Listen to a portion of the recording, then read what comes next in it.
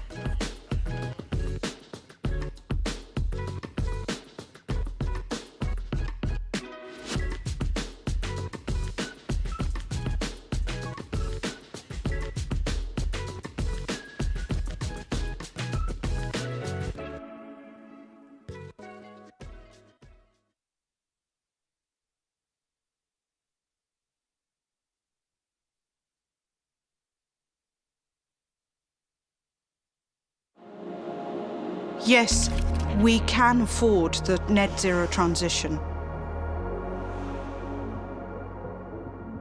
When you look at the world of finance, climate investing has started to build more and more solid foundations. But it's not enough, because what we need annual finance to look like is actually $3.5 trillion a year. If we were to really afford the transition to net zero, we need concerted collaboration among stakeholders. We need innovation in the financial frameworks and risk-sharing financial mechanisms. The alternative is a disorderly transition, and that is both chaotic and disruptive for normal human life. We need to stay the course towards an orderly transition, which will be both cheaper and more beneficial to the global economy. Please welcome to the stage Meg Szabo, head of Bloomberg Green and Sustainability Events, and Nicola Porter, executive editor of Bloomberg Media Studios.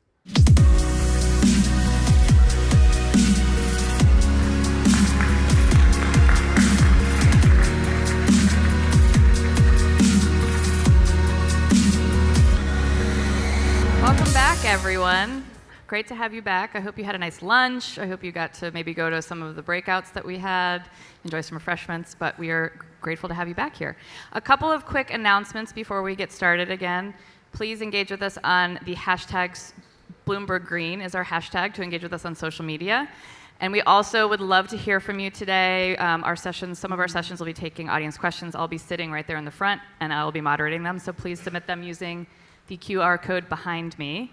And I encourage you right now to get your phones out, because Nicola has something fun for us all to engage with. So, Nicola? Thanks, Meg.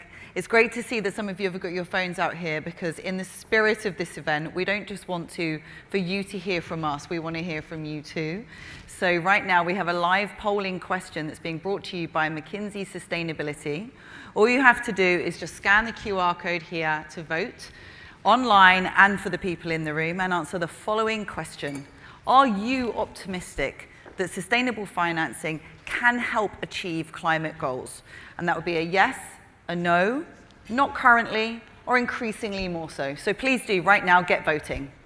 This was obviously a really important question here at COP. I think all of us can agree that sustainable finance has been at the top of the agenda in all sorts of areas, and is really important to address. Absolutely, and we know going into COP28, it was one of the priorities as set out by the COP28 presidency that there is so much that needs to be done around sustainable finance and the framework around to support that and to make sure that it's equitable, it's accessible, especially when we're looking at sustainable financing in developing countries too. And as we heard on that video then, there is a huge shortfall right now. We're looking in excess of $2.53 trillion each year until 2030 to get us to reach the Paris Agreement goals. Yeah, absolutely, and as you might have seen, we had Ray Dalio today, we had Shamara from Macquarie, we had Bill Winters, and then shortly we'll have Al Gore, who we all know loves to talk about sustainable finance, so I'm sure we'll hear from him on that as well. So, should we take a look at the results? Yeah, let's see if they're coming in. This is very different to what we saw yesterday, Meg. True. So yesterday, the yes answer was a landslide, but This is not very well. Yes. Increasingly more is somewhat optimistic, but not as optimistic for sure. Yeah. So clearly it's the right thing to be set out as a priority here, and let's hope that we see that change by this time next year and that we see more of the yes camp coming through. But anyway, thank you very much for voting in today's live poll brought to you by McKinsey Sustainability. And Meg, if it's okay with you, I'm just going to stay on stage for a little while. Take it over. All right. Thank you so much. Thanks, Meg.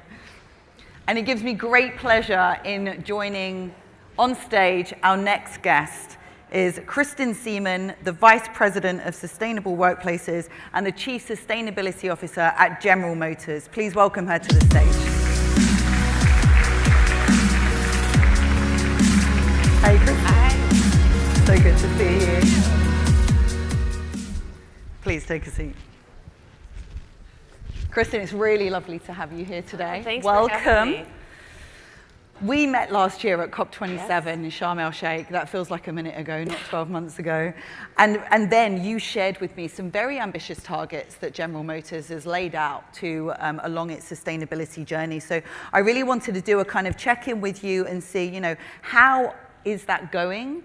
And what are some of the initiatives that GM is undertaking to reduce carbon emissions and, meet your climate goals? Sure. Yeah, it's so great to be back with you again. And, it's really been a year of, I think, a lot of progress. We set these big, bold goals, as you mentioned, and they're still stay the same, to be carbon neutral in our products and operations by 2040, to eliminate tailpipe emissions from new light-duty U.S. vehicles by 2035. And so we're really focused on what does it take to get there. And so there's so much happening in the space of our supply base, really increasing the partnerships with them on their own sustainability journeys and decarbonization efforts. It's work that we're doing around sustainable materials and really looking for all of those ways. And then even in our facilities, water efficiency, energy efficiency, every little bit that we can save is just that much more progress towards our ultimate goal. Energy conservation and adopting renewable energy is obviously going to be critical in the decarbonization of your industry. What are you doing there? What can you kind of share with us, the different initiatives and efforts that are being taken in that area specifically? Sure, yeah, and renewable energy is one of our most, proudest accomplishments, I think, of what we've done so far. We talk a lot about this transition to all electric vehicles in the future, and that takes everybody. It takes infrastructure, it takes education. So a lot has to happen for that to be successful. So we really want to make sure we focus not only on that, but on what we can do ourselves. And renewable energy and energy efficiency is a great example. So we had originally set a goal around renewable energy to be 100% renewable in our operations by 2050. We've actually significantly accelerated that, and we have everything in place we need to be 100% renewable in the US by 2025. So 25 years ahead of our original goal, and we're making a lot of progress towards our goal globally for 2035. Thank you. Thanks.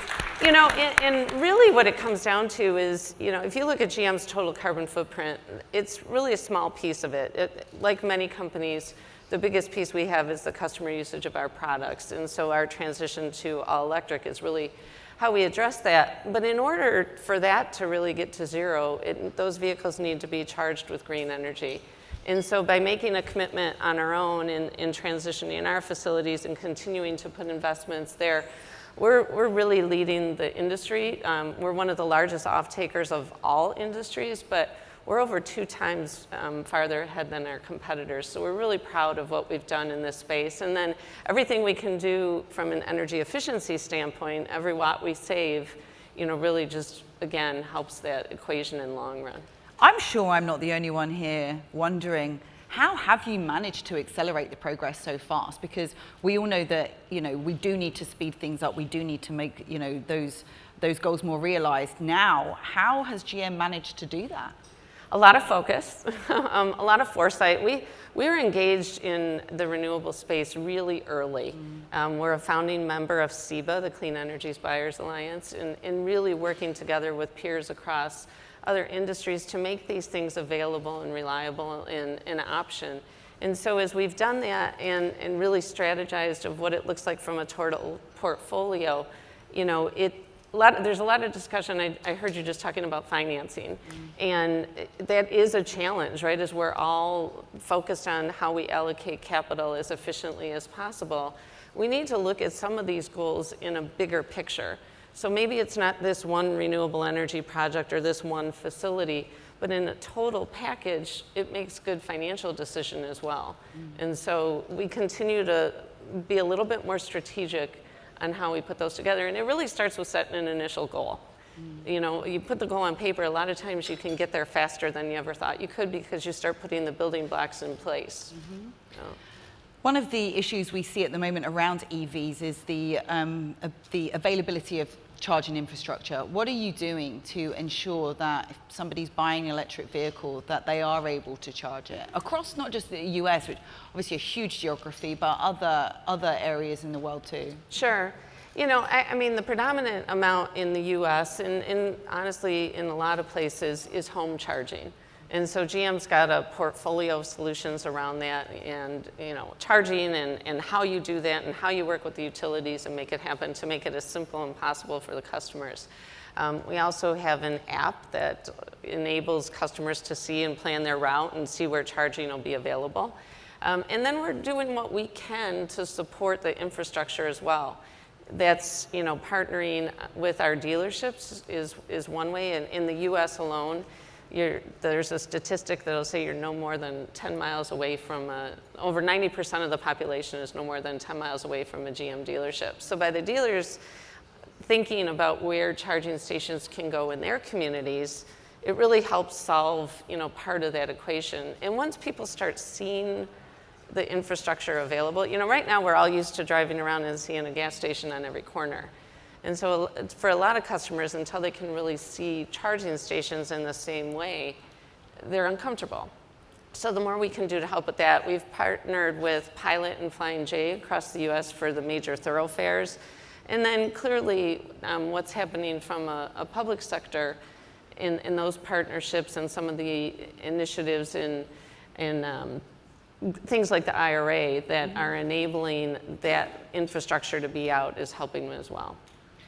And by extension to that question, really, when we look at ensuring that, you know, the transition to zero emissions can be adopted in all communities and what that needs to look like, what are you doing to ensure that it's equitable across the world and also is designed for various different, you know, societal and infrastructure kind of cities around the world? Yeah, I mean, one of the first things and most important in our eyes is the customer. And many customers use their vehicles for their livelihood. Many families have one vehicle in their family, and so it's not a choice to have a luxury vehicle or a luxury EV and then another vehicle. They need a full-size pickup truck because they do construction or they do landscaping or something that requires that capability. Or maybe they have, you know, the biggest segment in the US is kind of the family-sized SUV, like the Blazer and the Equinox that we just introduced, the EVs. And so part of that is really making sure that there's an option for everybody and you can find something that fits the needs of your individual use. And then obviously infrastructure and availability of charging. You know, we still support our climate fund, which is helping to solve some of those challenges across the, you know, the various areas of when is charging available, is it available for everybody, et cetera. One of the things that I've heard you talk about a lot is you use the word fun when you talk about your cars and the experience of driving them. I'd love to hear from you how you combine a fun experience for the customer with positive, sustainable impact, as well as it making business sense. How are you doing that at GM? Great question, because first off, working in the car company, I mean, I'm biased. I literally grew up about 10 minutes from where I work, and I dreamed of working there. So I literally am living out my dream. But you know, cars and vehicles are something, it's typically the second largest purchase people will ever make in their life. I mean, people name their vehicles. They have an affection for them and a connection of who they are and what it says about them. And so it's really important to ensure that the vehicle is fun to drive, that it says what you want it to say about you as a person. And so first and foremost is always going to be the product, and having it have the same capability and same features and more than an ICE vehicle has. But then to maybe elaborate a little bit on the question is how we drive that throughout the company. And so I look at my job as making sure that we're building sustainability into everything we do. And so that starts, in some of the things we've already talked about, whether it be the transition of our products, the transition of our facilities, but it's bigger. It's working with marketing. It's working with, our communications team on how we're telling the story and educating customers. It's working with creative design to put in sustainable materials, and then pulling those materials back into the product engineering stage and really thinking at the very beginning of what does it take to make this product more sustainable. So it's really integrating it into our business strategy, our corporate strategy, and our sustainability strategy have to be tied together. And lastly, when we spoke last year at COP27, I asked you if you were optimistic about the future. I'd love to know, seeing you a year later, what are your opinions on that and why? Yeah, I'm always an optimist. But in this space, I think what we're seeing is even with the challenges that exist and that we see, whether it be supply chain or other issues, we're still making progress and we're still committed. It's the right thing to do for both, the climate, the environment, et cetera, but it's the right thing to do for the business. In seeing that commitment across the company and with public and private sectors coming together, it's hard not to be optimistic. Thank you, Kristen. It's always a pleasure to speak to you. you. We never have enough time. But Kristen Seaman, Chief Sustainability Officer at General Motors, thank you. Thank you.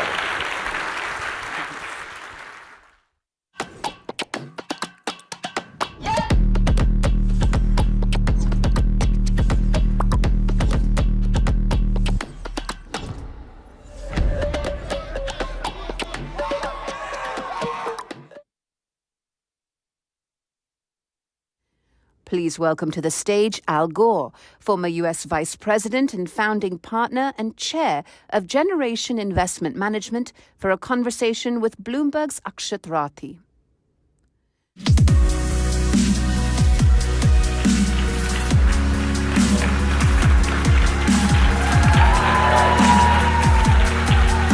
Thank you. Thank you very much.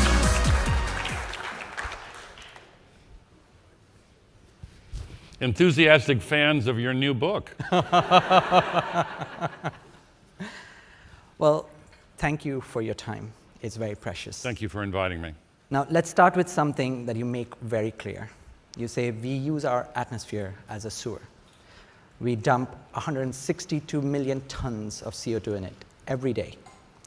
You are also absolutely clear that COP28 must have countries agreeing to phasing out fossil fuels without any caveats, if it is to make any progress on this real crisis. But the reason it has taken us until COP28 to even talk about phasing out fossil fuels is because of what happened at COP1 in Berlin in 1995.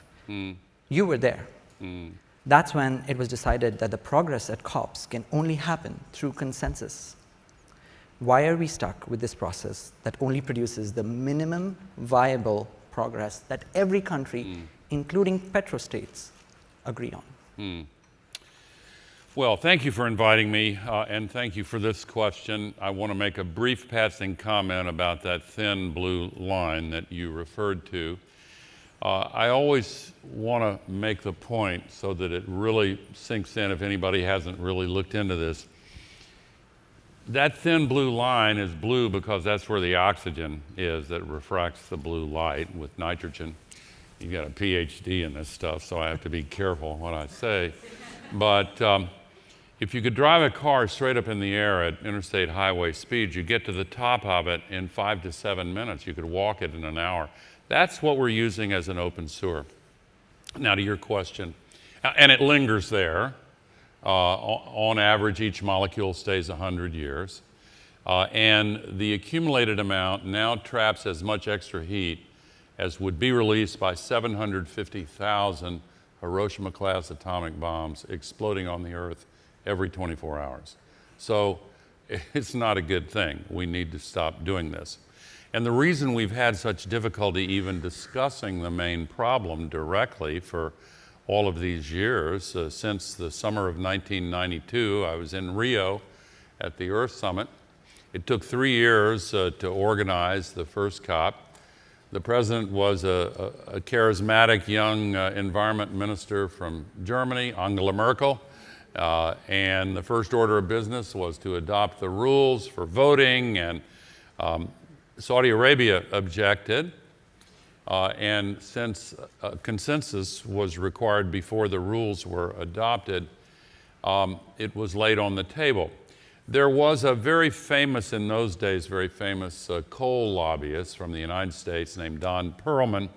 I never speak ill of the departed, but he was extremely influential, really legendary, working hand in glove with the Saudi Arabian delegation. And so since the rules could not be adopted over Saudi Arabia's objections, the default procedure was the requirement for consensus. And the word consensus differs in definition from unanimity in the eye of the president of the COP. So the enormous power wielded by the president of a COP, any COP, comes from the discretion that person has as the moderator, chair, presiding officer, to either recognize an objection or not. And there have been plenty of times, as you know, Akshat, where Vanuatu or one of the other small, most threatened nations near the back of the chamber is waving their arms to object. Oh, well, seeing no objection, so ordered. But if the Saudi delegation, wherever they are, raises their hand, whoop, no, we don't have consensus, sorry. And so the situation that leaves our world community in is that we have to beg for permission from the petrostates. Please, sir, may we protect the future of humanity? No, sorry. And yesterday, Abdulaziz bin Salman, the energy minister in Saudi Arabia, gave an interview on television in Riyadh and was asked not about a measure to phase out fossil fuels, which of course is what we need, but a measure to phase down fossil fuels. Would you accept that? He said, absolutely not. Yep. So here we are, once again, we have to go to the largest petrostate and say, may we have your permission to do something to protect our grandchildren and all future generations? No, absolutely not. Well, you have said that there is a way to reform this COP process.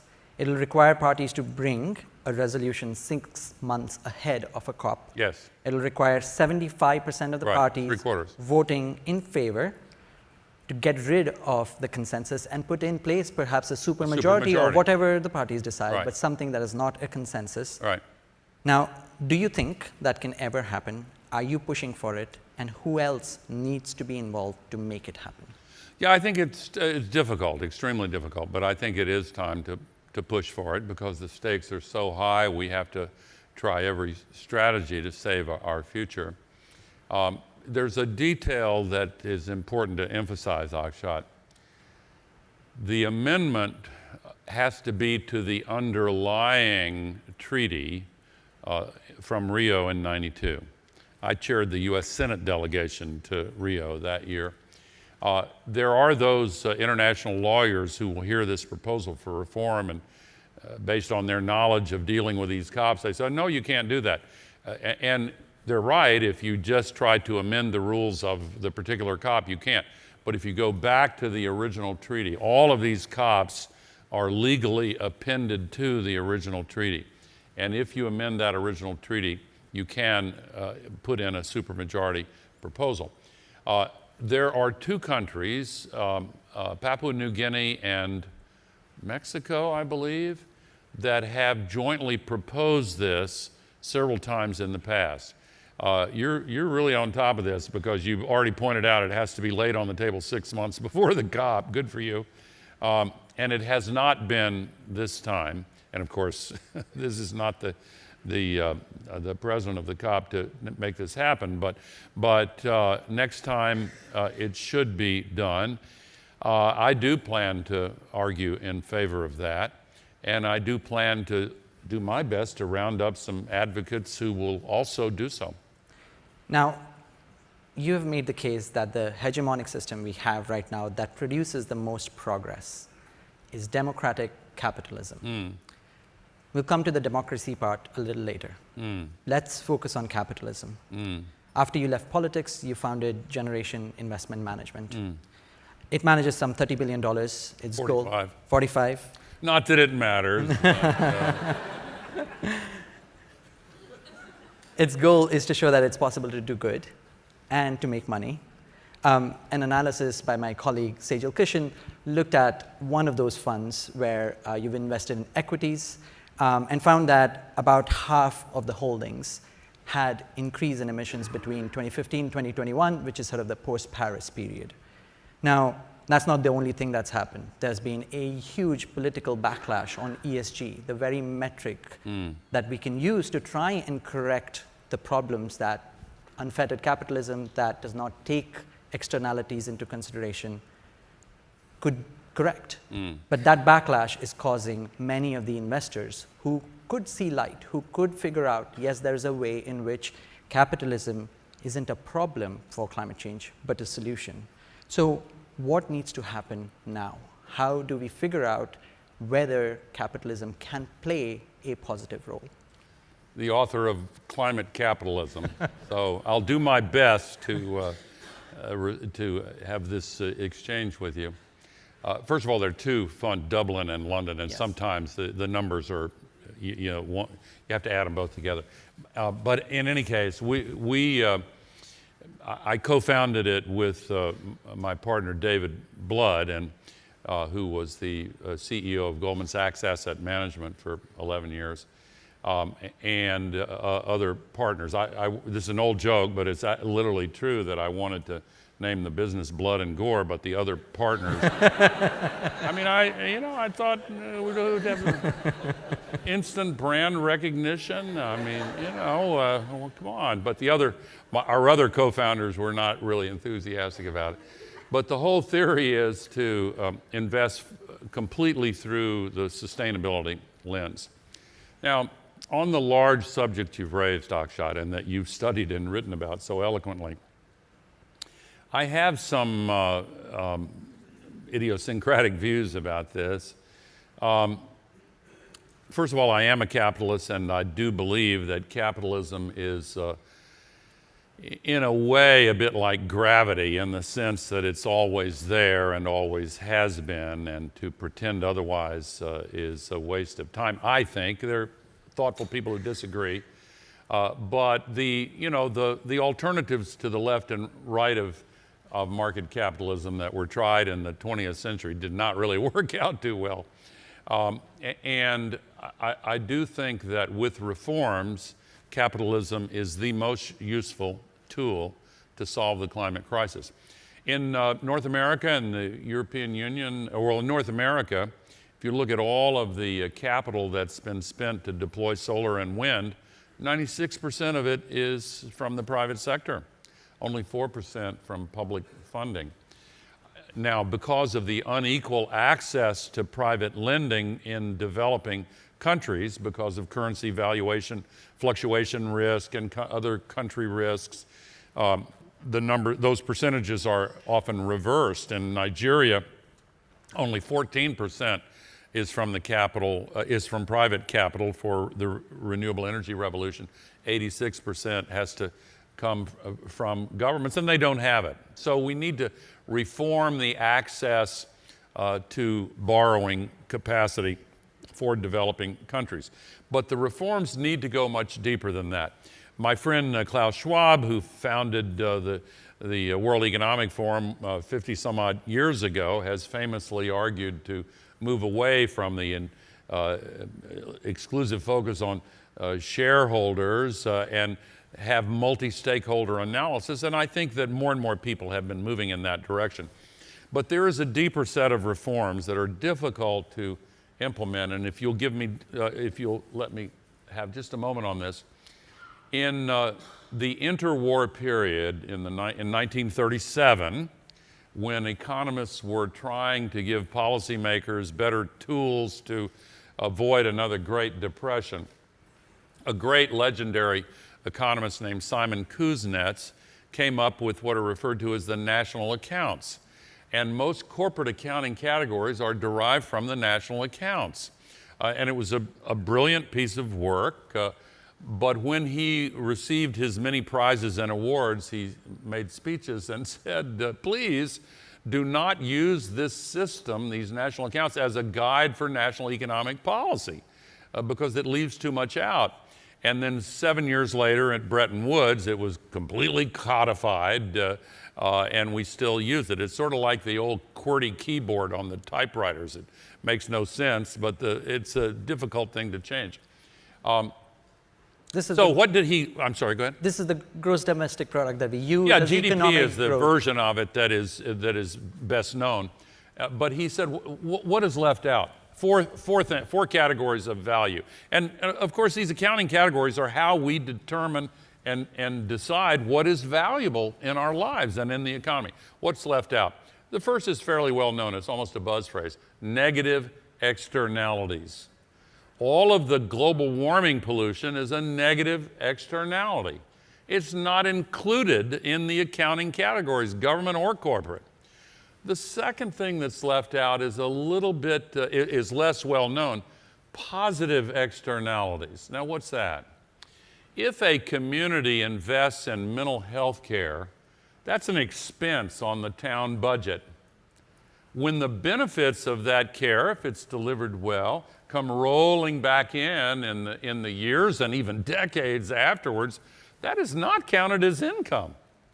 So the structural bias is to avoid the expense because you're not getting any income as a result. The third category is depletion of natural resources. Now, there are three categories that really exemplify this part of the problem. Underground water aquifers, out of sight, out of mind, soon out of water. Topsoil. We are still losing enormous amounts of very valuable topsoil that can only be replaced over centuries. And then, most important of all, the web of living species of which we humans are a part. We're in the middle of a great extinction crisis, and by some estimates, we could lose 50% of the living species with which we share this earth in this century on our watch. That can't be good. So if all four of those things are left out, you get this anomaly where since this dashboard, these metrics are our guide for success at the national level. Oh, GDP went up 3%. Oh my gosh, look, this country's gone up 5%. Yay, big cheers. But it's accompanied by vast increases in global warming pollution, chronic underinvestment in public goods like education and health care and mental health care and environmental protection, reckless depreciation of groundwater topsoil and the fraying of the biodiversity, the fourth thing that's left out is the distribution of incomes and net worths, which are affected profoundly by things like tax policy and regulatory policy. So GDP goes up and people celebrate, and it's accompanied by all these bad things, plus the emergence of inequality that has morphed into hyper inequality. And when the vast majority of income goes to the top 1/10 of 1%, and the average middle class in most countries have no inflation-adjusted increase in income for 45 years, they vote for some demagogic populist authoritarian, of which there are too many running around these days, including, I'm embarrassed to say, back in my country.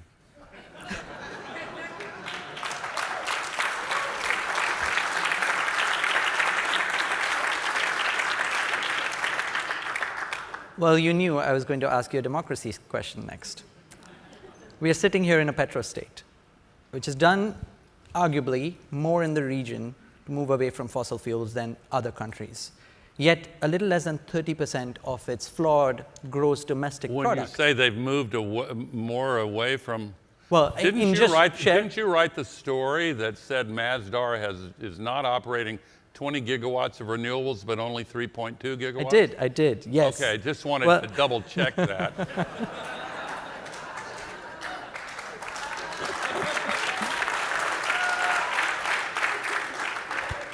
Compared to Saudi Arabia. Moving right along. Compared to Saudi Arabia, the UAE gets its income, gross domestic product, low bar to clear, yes, low bar.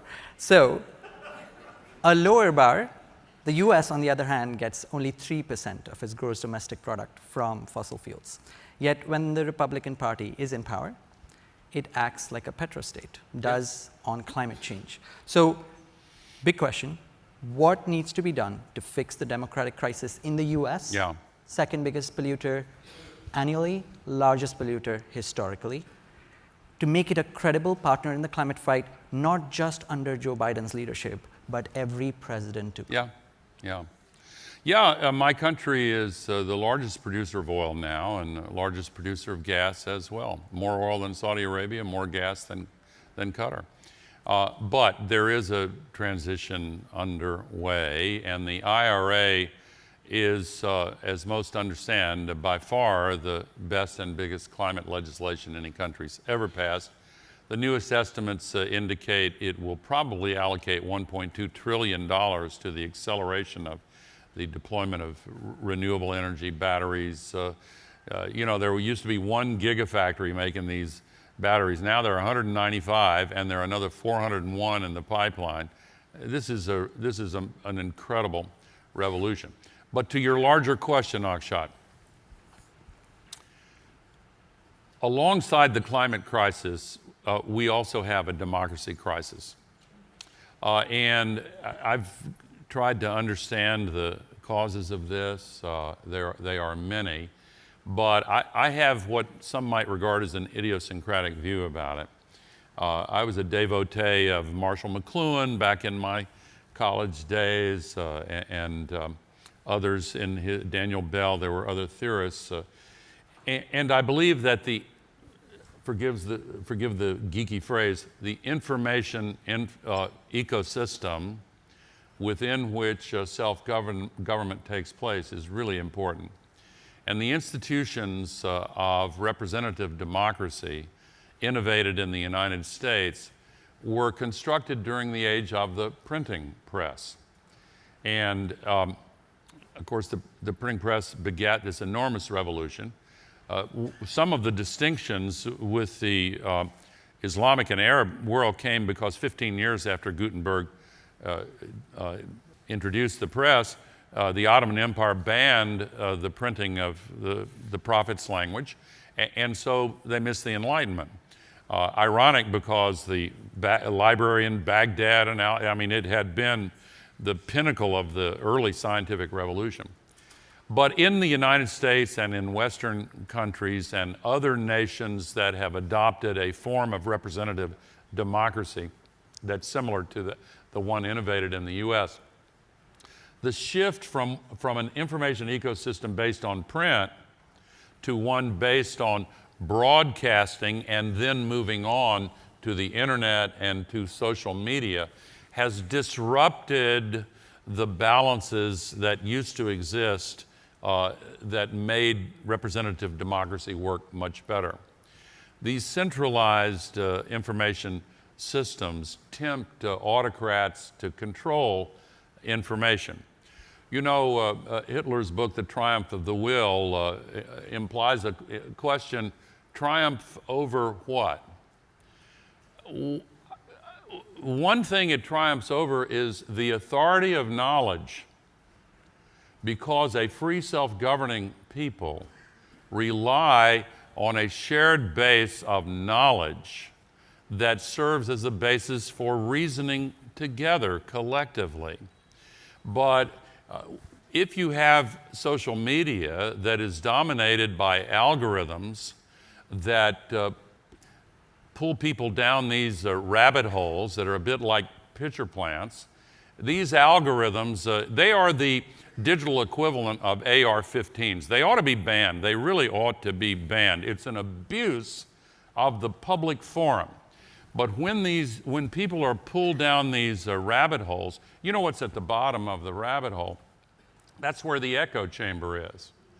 And if you spend too much time in the echo chamber, what's weaponized is another form of AI, not artificial intelligence, artificial insanity. I'm serious. I'm serious. QAnon is just the best known version of artificial insanity. And these devices are the enemies of self-government, and they're the enemies of democracy. We need reforms for both democracy and capitalism. Both sets of reforms are possible. Well, it seems tackling climate change might be actually easier than trying to figure out how to fix democracy. We hear this new word, polycrisis, so many different crises. I think that solving climate change is a poly-solution, and I really believe that, because we have a shared planetary priority to save humanity's future. We are in way more danger right now than most people realize. You're probably aware that 1.5 million people in East Africa are forced from their homes today by another of the rain bombs that's a direct consequence, much worse because of the climate crisis. You may be aware that this summer here in Dubai, the feels-like temperatures, the combination of temperature and humidity have been up to 60 degrees. 62 degrees in China last year, hottest temperature ever. But we are now seeing a very real and present danger of 1 billion climate refugees crossing international borders to escape conditions that the scientists tell us are becoming physiologically unlivable. And if this authoritarian populism is provoked by a few million climate refugees coming from the Eastern Mediterranean to Hungary and Orban land and whatever, what about 1 billion, which is what the Lancet projects may be possible? Yeah. So I honestly think that getting our collective act together in order to solve the climate crisis could be the engine that pulls solutions for democracy and capitalism and the extinction crisis. Because if we can reconstruct an ability to share a common base of accepted knowledge and reason together towards solutions for our crises, I think that is the pathway to restoration of sanity and self-governance. Well, we could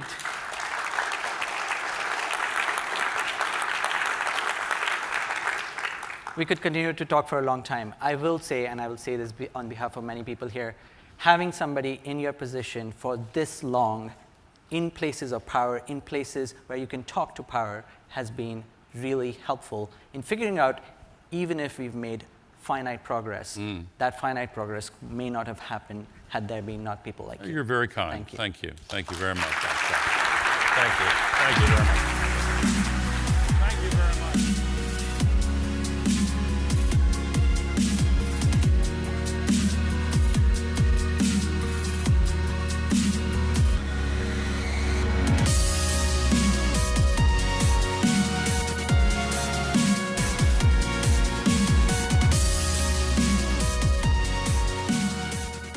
Please welcome to the stage Jean-Pascal Tricoire, chairman of Schneider Electric, and Kate Brandt, chief sustainability officer at Google, for a conversation with Bloomberg's Francine Lacqua.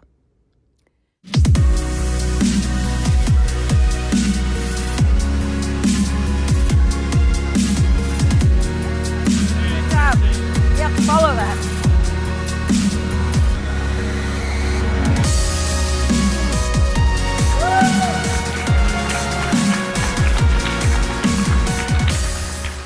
Hi, everyone. I'm excited about what you're about to announce, so thank you both for joining us. Let's get straight to it. Catalyze. Now, this is breaking news. This is what we like to do on Bloomberg. There's a press release that was sent out less than an hour ago about you two working together. and actually, looking at supply chains for the energy transition. Kate, tell me about it. Absolutely. Well, it's a pleasure to be here with you all, and I'm so thrilled to be on stage with you, JP, to make this announcement, because we are rolling up our sleeves and really figuring out how do we turn our pledges into progress. I think that's all about what we need to be doing here at COP.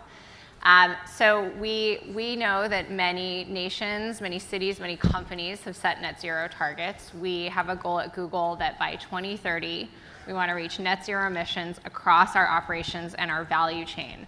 We've been at this for a really long time. We've been buying clean energy for our operations going all the way back to 2010. We have an ambitious goal around our Scope 2, around our electricity, to get to carbon-free energy on every grid where we operate. We're making progress. We're at 64% of the way there. But 75% of our carbon footprint is our Scope 3, is our value chain. And so we need better solutions to drive decarbonization with our value chain and to partner with our suppliers. And also, it's not just our suppliers, it's our suppliers' suppliers and their suppliers' suppliers. And so that's what makes this so challenging. And so that's why we're absolutely thrilled to be joining this initiative, because what this enables us to do is bring our suppliers to the table and then get the incredible expertise and support of the team at Schneider Electric to enable our suppliers to get better access to clean energy on the grids where they're operating. And when it comes to the semiconductor industry, carbon-free energy is one of the key ways we're going to get to deeper grid decarbonization. And a lot of people talk about Scope 3, they talk about the challenge, but honestly, it's all boats will rise. If we can partner with our suppliers, partner with the other companies in this consortium, and get your expertise at Schneider, we can reduce emissions in a really meaningful way. So that's why we're excited about this. Okay, so Jean-Pascal, can you, what exactly is Catalyze, and how important is it that you have private companies coming together like this? So the first point to mention here is that sustainability is teamwork. So you spoke about 75% of your carbon footprint being with your suppliers. At Schneider, it's 99%, right? We have 200 factories, presence all over the globe, and a lot of it is with our suppliers and customers. So when we make the commitment to be carbon neutral by 2030, it's teamwork, and we need to help each other. What we did at Catalyze is going one step further. We launched the initiative in July this year with Intel on Applied Materials. And this is interesting because you realize that those companies, Google, Schneider, Intel, Applied Materials, are not at the same level of the value chain. One is doing the machines, the other one is doing the chips, the other one is running data centers. We supply power to all of us. But it's about saying that we all belong to a value chain, to an industry, where everybody is a Scope 3 of somebody else. And if we want to progress together, either we do it one by one, company by company, and that's going to be extremely inefficient, or we put our energies together around one digital platform, one set of methodology, efficiency, decarbonization, supply of the right renewables, and then immediately we progress faster. You know the saying, if you want to go fast, you go alone. If you want to go far, you go together. And this is what we are doing. And the good thing is that it's as we are speaking about semiconductors, it's all about digital. And for the first time somewhere in the history of energy, digital allows you to connect all the dots of the value chain. So we are able, from who supplies energy, who supplies the chip, who supplies the machines, to connect those dots, and everybody progresses together. It's just the beginning. Today we are 4 on board, but there are more people joining and more announcements to come. But this industry is a big industry. We've all realized the strategic importance of it. And it's also important for sustainability as a whole, because digital is the biggest disruptor to efficiency, IoT, smart buildings, smart manufacturing, smart cities, and so on. And we need a value chain in electronics and IT, which is very efficient. But Jean-Pascal, so what would be your dream? How many companies in that value chain do you want to join? I mean, what does success look like longer term? Look, there are thousands of companies in that value chain, and thousands of suppliers who supply Google, Schneider, Applied Materials, Intel, and all the other ones. When we just need a subset of those companies who are asking progress all around the value chain to help those thousands of companies who otherwise would be submitted to non-consistent demands, to work in the same direction and be efficiently responding to our demands. Okay, Google is a big company, and so I imagine you have customers who go to you and say, actually, maybe I want to be part of this. Scope 3 is very hard for me to manage. Like, how do you get them to join this initiative, but also others to make good for climate change? Yeah, well, that's why I'm so excited about this, because we're very fortunate at Google. I mentioned we've been buying clean energy since 2010, so we have a team of experts who do this work in-house. But most companies don't have those teams, and they don't have the capacity to build them. But now they don't need to, because you can do that for them. Yep. And so that's really the power of this initiative, is we bring our suppliers to the table, they bring their suppliers to the table, and then, as you were describing, you get that full value chain coming together to decarbonize together and to send the demand signal, because a lot of the semiconductor supply chain is in the Asia-Pacific region. There's not enough clean energy available today. So we need the demand signal. We also need policy that enables us to get to more rapid grid decarbonization, and that's where we need to do this together. And I think part of my dream, too, is we don't just do this for the semiconductor value chain, we do this across value chains in the electronics industry and more. And I think this is really the model. This is the vision of why Scope 3 works, because my Scope 3 is someone else's Scope 2. Yeah. And then if you can bring that expertise to the table, you can support companies that need that support today. And Francine, I want to add to that we didn't do that alone. We did that with Semicon, which is the biggest which is the biggest association, global association, gathering all the industries around electronics and semiconductors. And we launched that in last July at this big congress in San Francisco. And that's gathering a lot of traction.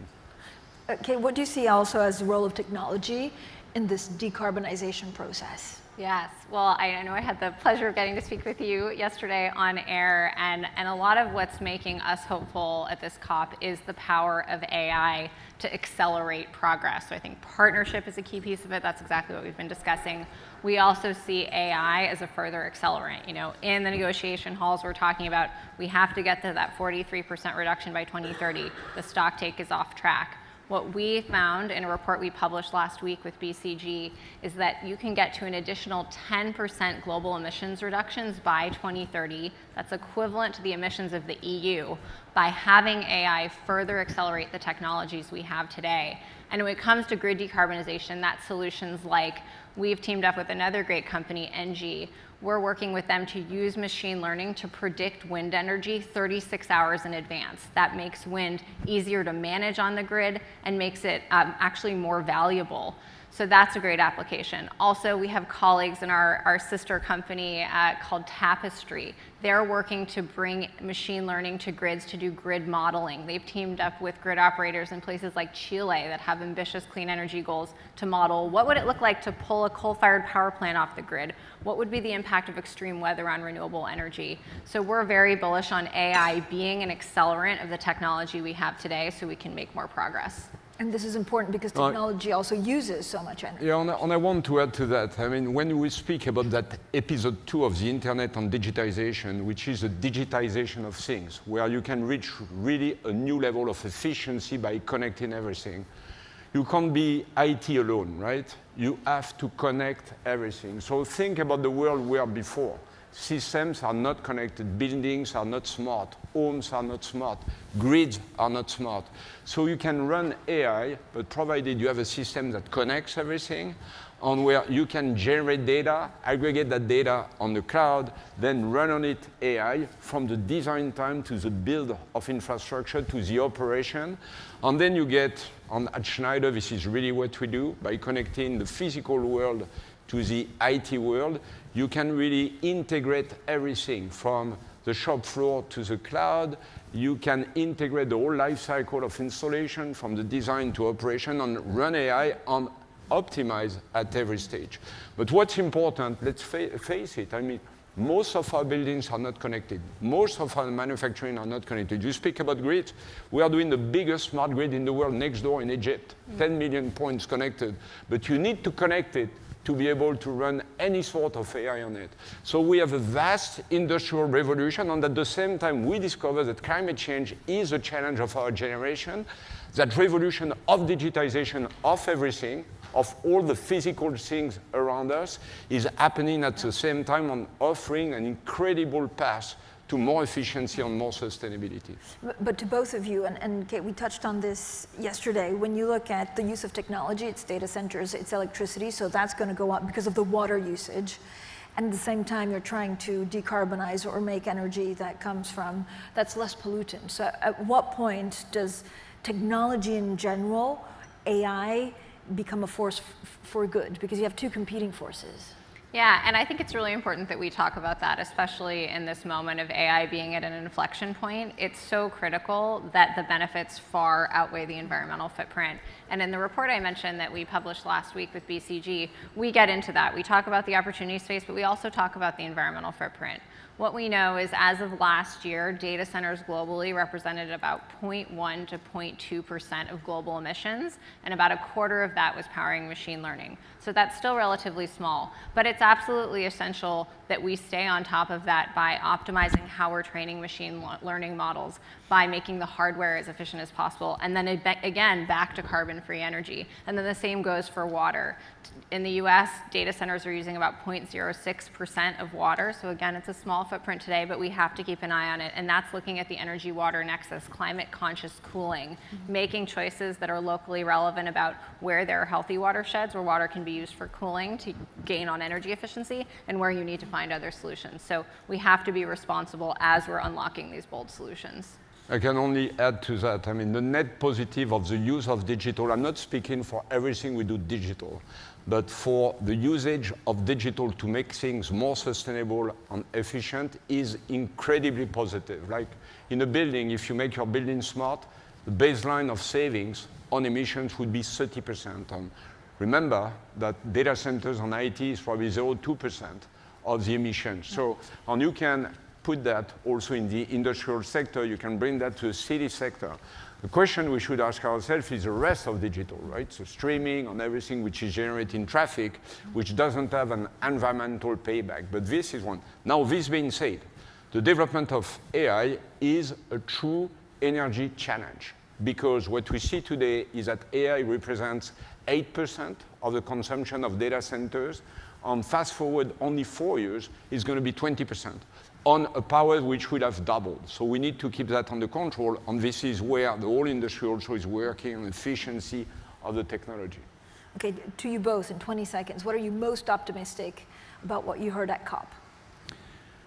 The only thing I want to, 70% of carbon emissions today can be eliminated with today's technology. And the problem is not technology, the problem is for us to change the way we design and operate things. If the world could understand that, we would be able to retrofit buildings, cities, infrastructure, and manufacturing 10 times faster than what we do today. So it's for us, human beings, to change our behavior. We don't need the next moonshot innovation to save the planet. The future of the planet is in our hands. Kate? Absolutely, and yes.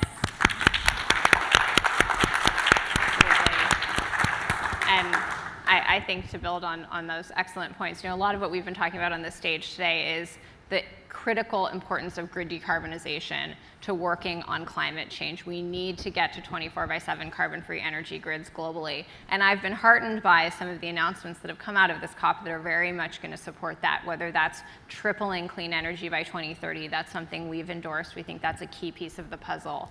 But also work around advanced nuclear. There's been an endorsement of tripling nuclear by 2050. I know there's more coming around fusion. So again, getting at this larger suite of 24/7 carbon-free energy technologies, that's going to be a key solution to decarbonization and really going to support a lot of what we've been discussing up here. Well, thank you both for joining us. Kate Brandt and Jean-Pascal Tricoire, thank you.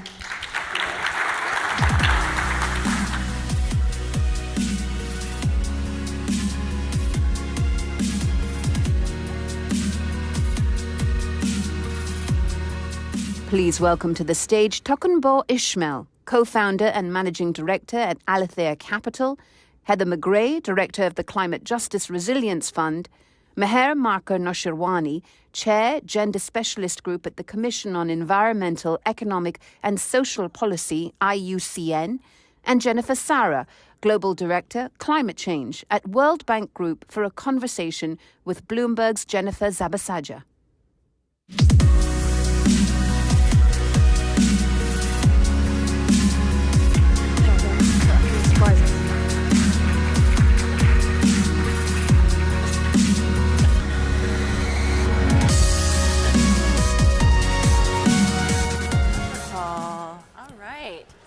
Full panel. This is exciting.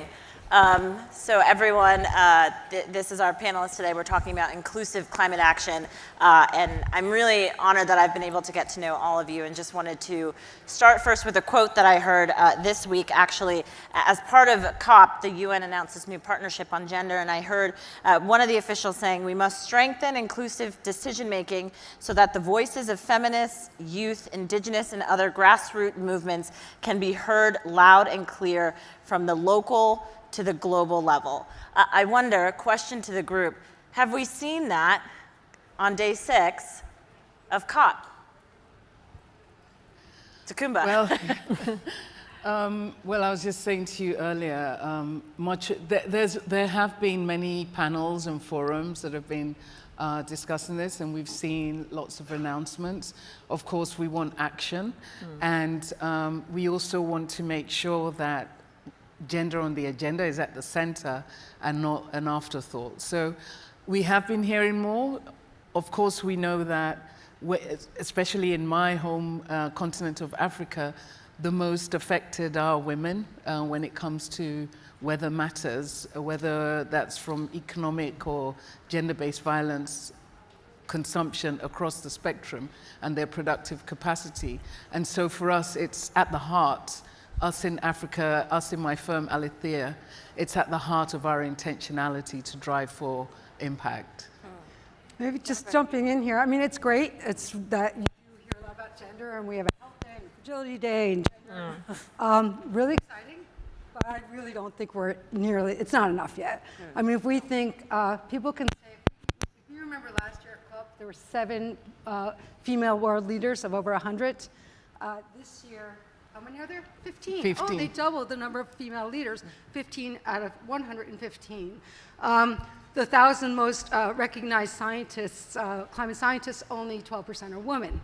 So that is something we have to recognize, so it's progress, it's not enough. At the World Bank, what's really nice, and the $36 billion that we delivered in climate finance last year, that we do have clear gender tagging, and every single 100% of our investments have to be focused also on inclusion, on women, on voice and accountability. So these are ways to do it. You set targets and you respond to the targets, and I think that's what's really, really important. Heather, jump in here. I see you nodding. Yeah, so at the Climate Justice Resilience Fund, one of the major things that we do is support women and youth and indigenous peoples in building their own solutions for climate, and then using those solutions from the ground up to influence their own governments, to come here to this global space and make their voices heard. And obviously, it's not to the point that we need it to be yet, but it is growing, and there's more and more diversity, and there's really important perspectives that are starting to come through. And part of that, Meher, I wanted you to jump in because you take a look at the data. I mean, can you give us some context as to why this is so important to be at the table? Yes, I think we've already talked about it. I've been hearing data a lot in these last few days in different places and how important it is. And I look at it in terms of both quantitative data and qualitative. And although in quantitative we do need the figures because that's important in the targets and the figures, but it's the qualitative data that I focus on a lot in terms of the perception of women, their experiences, their stories, and how they interact with nature and the natural resources. And women's roles within that, within the family, within the household, because women are primarily responsible for fuel, for water, for fodder, for looking after the livestock, for forests, for providing it. And it's then women who have the greatest impact of who feel the greatest impact of environmental degradation and now climate change. And so therefore they spend so much more time searching for water, for fodder, and looking for food for their families. So getting those perceptions, women's experiences through research, through data collection, and how that can inform us and in policies and in planning. And I think that is what is important. So even though it is being done, and I know there have been a lot of forums and sessions over here at COP as well, in terms of data, I think there's much more that we need to understand at the local level. Well, can you talk about that a little bit more? I mean, what are some of the solutions that you've heard that maybe move us a little bit forward in terms of progress? In terms of progress, I think some of the things that have emerged are the climate change gender action plans, which have been made by various countries. And it is an IUCN-led initiative, which I think started in 2010. A number of countries, Tanzania, Egypt, etc., have done it. Pakistan, the country that I'm from, has also got the climate change gender action plan, which was launched last year. It's aligned to the climate change policy. And again, it was a series of consultations where they spoke to women at different levels, local, national, and brought in perceptions of the people, and men and women. And that then has sort of brought out a strategy and a framework which we can then use to advance gender inclusion in climate solutions. So that is one of the. Takumba? Yeah, if I can come in there, because just double clicking on what the two of them said there, is that in terms of what's going on, we want to move away from female as victims and more into the woman as a productive contributor, both on the innovation side, on the financing side. We need to see more asset allocators. It said when you have female asset allocators at the table, there's more concentration on the environmental, social, and even better governance. So we need to see more of that. And then just in terms of the creativity, we need to be spotlighting more of those solutions that are coming from the ground up, from women that understand what it is we need. In Africa, for example, we look at cooking, we look at powering the households, we look at transport. Who's the person making the purchasing decision on those three? And who's impacted, for example, if you're cooking with firewood the most? The woman and her child. So the innovations that we're seeing coming up need to have them at the center, and we need to see more asset allocation that's thinking intentionally around these solutions that they're coming up with. Has some of that been a part of any of the discussions that you've had thus far? I've had to bring them into the room, to be honest, in some cases, and indeed, in many cases, I go to some of these side events and I hear the word global, and there isn't anyone that looks like me on the stage, and then I wonder, where does global stop? Which is a travesty, given that by 2050, most of the young population is going to be based in Africa, and we need to be thinking ahead for the solutions for them. And that is not just because it's a moral obligation, it's also economic imperative, and also just in terms of global stability, because otherwise we're going to have the migration that moves people from these countries that we're talking about that are heavily affected but haven't had the solutions and the capital to resolve their problems around the climate action. Heather, did you want to jump in? Well, I wanted to pick up on this idea of asset allocation. I work in philanthropy, so it's a different type of asset, different type of allocation. But we are moving in a direction of participatory approaches to grant making, where we're finding methods where women or young people or other groups can be the ones deciding where the money goes instead of a group of rich people who have the money. So it's a really exciting shift. Yeah, I'd like to just build on both of those points. I mean, one is we have the advantage. I've been in a lot of events as well. Like you say, on the stage doesn't look like what we really want it to look like. But we also in our pavilion are doing our own programming, which is great because we can bring people and that we could choose who's on stage. And so we had a really nice event on the Forest Carbon Partnership, and we were able to bring Indigenous people and voices, male and female, from around the world, and it was really, really, if you put them on stage and let them say, this is how we want to do benefit sharing. This is how, when we want to design, just the 2 points there, we want to design the benefit sharing in this way. We don't want, maybe sometimes we want money, or sometimes we want land, we want other things, we want tractors, whatever, so designing that and giving legal rights and legal ownership is really, really important. So I just want to agree with both of those. And if I could just one last anecdote, that one of the female Indigenous leaders who was at our pavilion, I asked her to moderate the session, and she was so nervous. And I said, why? You're amazing. You've already spoken so well publicly. And she did an amazing job. And afterwards, she came up to me and said, thank you so much, thank you so much. And I think we really need to incentivize, empower people. All the women are shaking their heads, and this is our job, to make them feel comfortable. Bring them in the front of the room, let them speak, put them on stage, young people, diverse people. And I think that's something that I think everyone's nodding. That's something we really want to do. So what does that look like then from the other side? Because as you mentioned, 7 female leaders last year, 15 this year. Is that what you said? Was it the correct? Yeah, that's what this. Yeah. So the stats are not too high, right? So there needs to be a little bit of movement from other people. So what does that look like? I mean, how would you hopefully want to see people encourage more women, more indigenous groups to come to the table? Well, I think that how do we do that? How do we get voice, right? So I think it's not just having numbers of how many people there, because now there's a lot of times people have quotas. We have our gender strategy, inclusion strategies, but how do you actually make it meaningful voice and leadership? So I think it's building up the confidence, so showcasing, role modeling, female leadership or other inclusive leadership, but also supporting them. I think this mentoring is very, very important. We can't. We always talk about the old boys club. I feel it all the time. I don't know if you ever feel it. A lot of time in a meeting, I will speak. I'm loud, but I'm not loud enough because men often repeat what I'm saying, and then the conversation moves forward. So I think trying to help ourselves and share these experiences is really, really. If I can just also say, there needs to be intentionality from top down and intentionality from bottom up.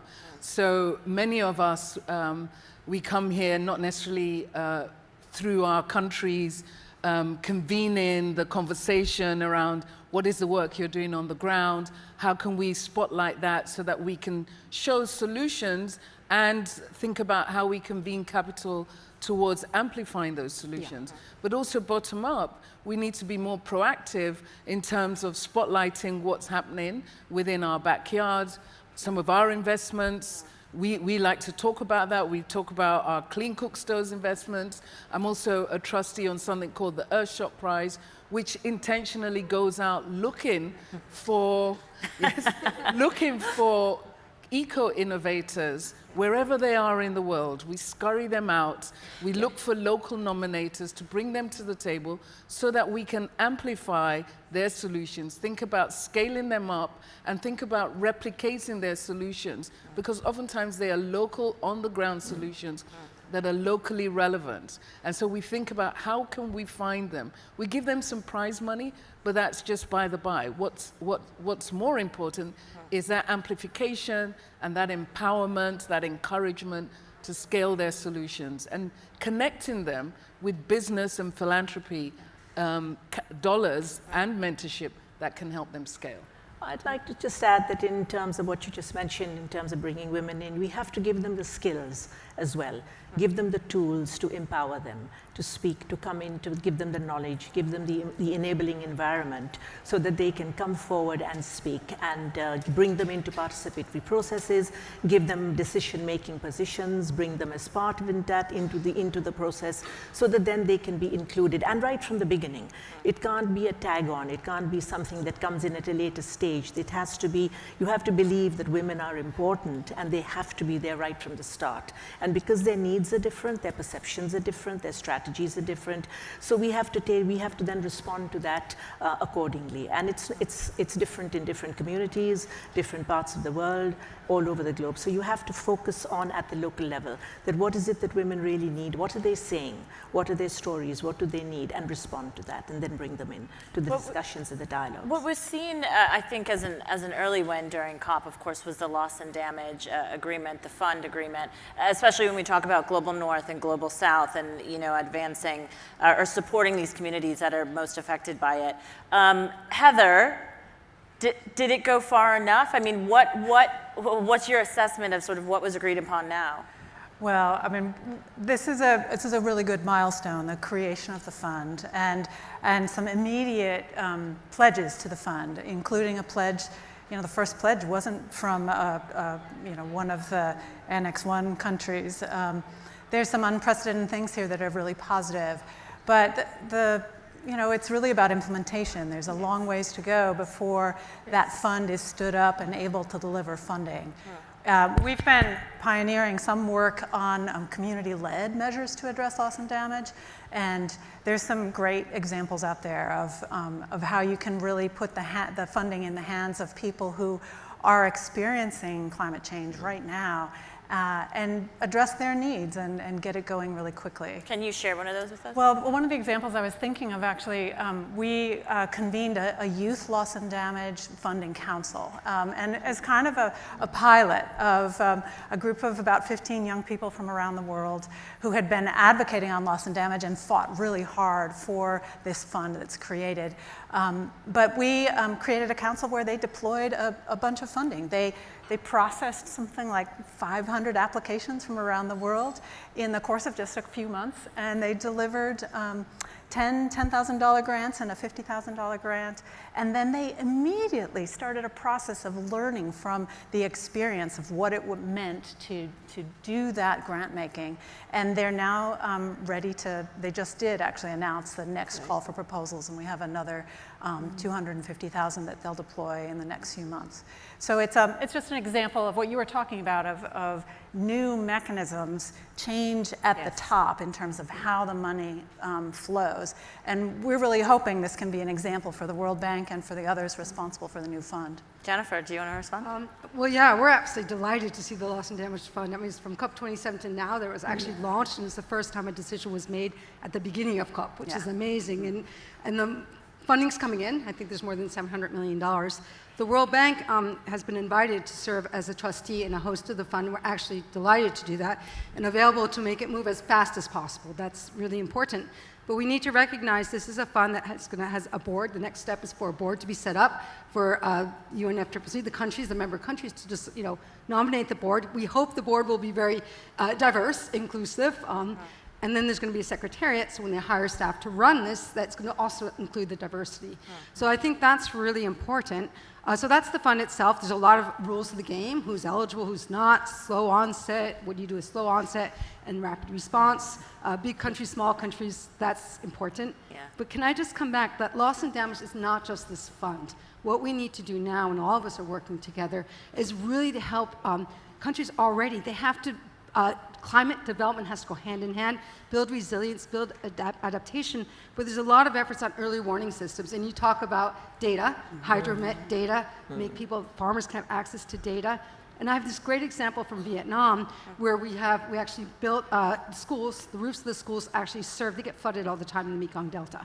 And so when there's floods, that the communities can go in as a safety place up on the roofs of the schools. And then there, you really need women to come and help design that. But another thing we learned is that it's really tragic. Kids die because they don't know how to swim. The floods come, the canals flood. Yes, that's right. And then the boys were learning how to swim, not the girls. So the most effective program we actually did was teaching girls how to swim. And then later on, we documented, came back and saved lives. So these are the types of things that are really important for us to think about. Heather, or Takumba, do you want to jump in? Yeah, I was going to say that I think it's great. It was a great start at COP to have the announcement at initially 400 million. I think it's something like 700 million now. And I think it's a good first step. I think that does help address some of the past, because again, by definition, loss and damage, which has happened in the past. But climate adaptation finance, Nigeria needs, there's a stat that says we need at least 100 billion between now and 2030, perhaps annually. So $100 billion, 700 million for the whole developing world. There's a gap. So we need to see more intentionality around the climate finance for adaptation. We need to see development and amplification of carbon markets, adequate carbon pricing. And again, we need to not just see the developing world as just a cost sink, but also, given our nature and given the basins that we have, some of which are larger than the Amazon forest, in the Congo, some in Nigeria, those need to be brought to the table as contributors for solutions. And we need to get good carbon pricing that enables us to receive some of that value, which can then in turn be put into other climate adaptation products and other financing. So it's a great past. We need to look forward, and we need to see continents like Africa not just as a victim receiving, but also for us contributing, because we can, with our carbon sequestration in those forests, we can contribute significantly to the solutions. Heather? I mean, I fully agree. The need is huge, and the amount of finance and the need for creativity is immense. I want to caution a little bit around the carbon pricing. We work with communities that are really being run roughshod right now by carbon projects that are not acknowledging their land rights and not educating the people. People, if you're a farmer or a herder and you've got other things to do than understand carbon credits. And so people don't know what it means to set up these projects, and they may not even realize what component of their assets they're signing off to a project, or they may not be in a position to really have an equitable distribution of the benefits. Yes. And so these equity issues, these inclusion issues in the carbon markets are really huge. And I work with more and more activists who are really skeptical. I fully agree, and it has to be with integrity. It has to be with community engagement, and we're working on some projects where it really does start with the education of the community and shared ownership. So, but even when you do that, where are those carbon credits going to be sold? And at good value, just value. And Jennifer, I'd love for you to jump in, because I know the World Bank really is pushing this. Well, we've been working for the last 20 years on high integrity forestry carbon markets, starting with REDD+, but then the FCPF. And we're working over 40 countries, but 15 countries we've worked for many, many years to look and make sure these are high integrity credits, third parties looking at them, and high, what does that mean? High environmental sustainability, but even more important, the social sustainability. Absolutely. Where you have the benefit sharing, where you have the community engaged, indigenous people, land rights. And this is really important. So basically at COP, what we've done is supporting these countries, the communities and the countries, for jurisdictional programs where it's clear there's additionality in these credits. They're verified, they're measured. And then countries can then decide, do we want to keep these credits for our own nationally determined contributions, or is this something we would actually like to have participate in the voluntary carbon markets? And if so, then how do we make sure that whatever price we do get, it does go back to communities? And here we have more than 80% of all the benefits going back to the communities. It's taken a long, long, long time to develop this, but we now have 15 countries coming online. This can represent hundreds of millions of credits and billions of dollars potentially. So I think that's what's important, is to maintain that integrity. There's definitely a lot of greenwashing, bad integrity all around, but let's look at what is working, let's protect that and highlight that and have other people emulate that. And that's what we really want to put forward. Absolutely. Meher, I'd love for you to weigh in, especially when we think about the policy decisions and the text that potentially we hear at the end of COP28. Can you talk to us about maybe where there's still gaps that need to be filled? I think the gaps are basically to try and close the gender gap, to sort of look at where, what is missing, and how can we sort of reduce that in terms of how we can include, where we can include women in these processes, and how does one include them in terms of what you talk about finance, gender budgeting, gender responsive budgeting, in terms of projects and programs. So when you design a program, when you design a project, to ensure that a certain amount is allocated specifically for women, or for women's projects, or for women's after solutions, which can, like fuel efficient stoves, solar powers, etc. Things that at the local level can make life easier for women, those who are in rural communities. So I think that is where we really need to sort of focus. Those are the gaps. So even though we have a lot, we have moved far, and a lot of progress has been made, we need to keep going back to, well, how is that affecting the communities? Where is it really helping? How are women how are we empowering these women? And how are they then adapting, or how is it really reaching them to make a difference in their livelihoods, in their lives? I know Tubunga mentioned migration. and climate migration, and how, I mean, that's a gap which I think we need a lot more information on, a lot more in terms of both qualitative and quantitative data, and to see how is that affecting women. Because I know in some parts I've heard, I mean, I've read about, is that female-headed households are being left behind because the men are migrating. So how is that impacting women? What does that really mean for them, to their daily life, to their livelihoods? How are they dealing with that? How are they coping with that? And what kind of support system can we then provide them to be able to combat the changes that they're facing in climate? Because they're really in the forefront. Women are in the forefront of climate change, which is why we say climate change is not gender neutral, and that women are impacted more than most others. Do you potentially, all of you potentially see tech or AI, because there's a lot of discussion around AI, I see Heather, she looks skeptical over there, potentially benefiting. I mean, there's people on both sides of this, right? In terms of getting more inclusive policy decisions in the climate discussion, I mean, does AI help? Takumba? Well, tech in general, and AI means many things, so I don't want to just go just into AI, and we need to think about digital in general. But if I look at weather intelligence systems that are being used in some of our local communities on farms that are helping for the warning signs, also for farmers, helping them to know when to plan their planting season, but also price discovery on their products, when to get them to market. And so, you know, there's a significant amount of data that needs to be crunched.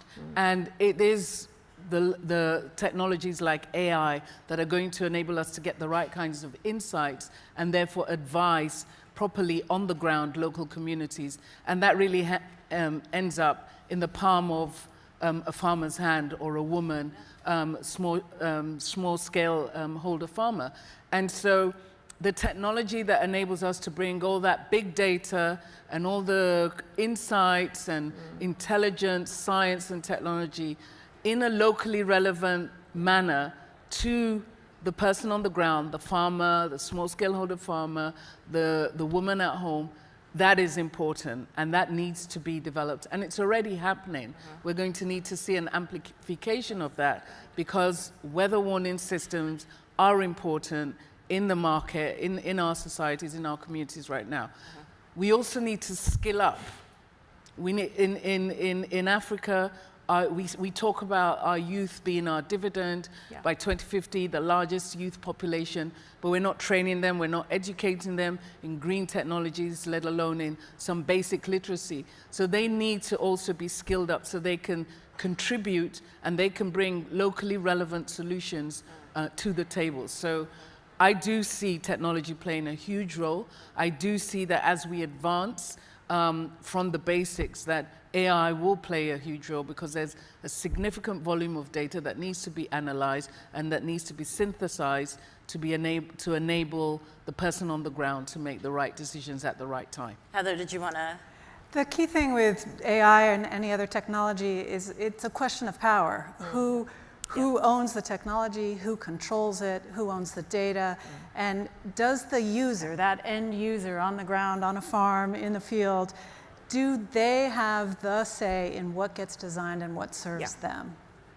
The likelihood is no.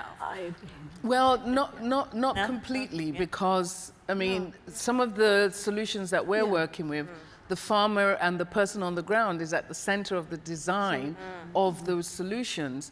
And it will not start, which goes back to my point about skilling up and education in the technical skills, because the solutions are still being brought in from outside, and we're not participating in the ownership of those technologies. So, but it does still need to happen. We need technology to leapfrog the fact that we have farmers being able to price discover and also be able to plan better with weather solutions, I think is important and very relevant. Okay, unfortunately we have to leave it there. I was going to ask one more question, but Meg, do we have any questions? No, okay. We're going to have to leave it there. Jennifer, Meher, Heather, Takumba, thank you so much, and thank you everyone. Thank you.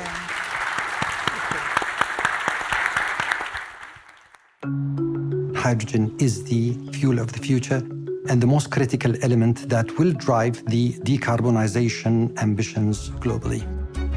We are building by far the biggest installation in Europe, which will be used to decarbonize shipping, industry, heavy trucking, all kinds of energy use that can't be electrified. It is both exciting and rewarding to be at the forefront of the energy transition.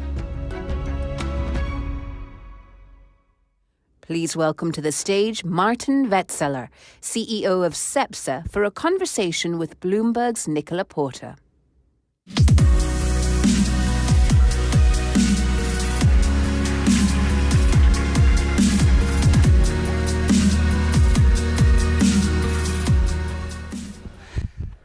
Hello again, everyone. Welcome, Martin. I was just saying the last time that I saw Martin was at Cepsa's beautiful headquarters in Madrid.